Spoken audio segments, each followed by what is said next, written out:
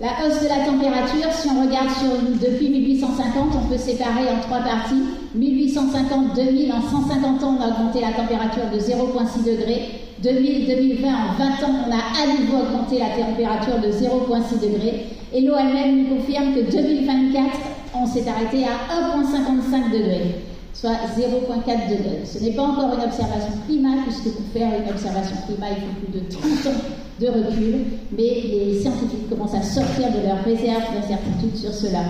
L'OMM, qu'est-ce qu'elle nous dit? Selon les prévisions climatiques mondiales, les températures devraient se maintenir à des niveaux records ou quasi-records sur ces 5 dernières années. Prochaine. Pardon? Prochaine, pardon, merci. Prochaines années. Donc en gros, ce qu'on a vécu les dernières chaleurs, eh bien, on va peut-être beaucoup plus fort sur ces 5 prochaines années. Et qu'est-ce que ça a donné chez nous? J'ai fait une petite rétrospective parce que des fois on oublie, et on oublie la succession des choses. En fait, 2024, à un moment donné, nous étions en crise sécheresse pour la première fois. C'était dans la période mars-avril 2024, avec des déficits de 10 à 20%, jusqu'à 60% de manque de pluie. En avril, le déficit de précipitation était jusqu'à 70% inférieur à la moyenne. Et fin 2024, nous étions sous les intempéries, sous l'eau.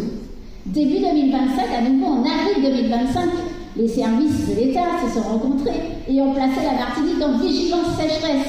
Avril 2025, 25 avril 2025, des inondations avaient lieu sur notre territoire. Août 2025, comme tu l'as bien souligné, un record de chaleur historique avec des atteintes jusqu'à 37 degrés. J'ai bien aimé que tu aies différencié par rapport à la moyenne. Plus 4 degrés, j'ai retenu par rapport à la moyenne.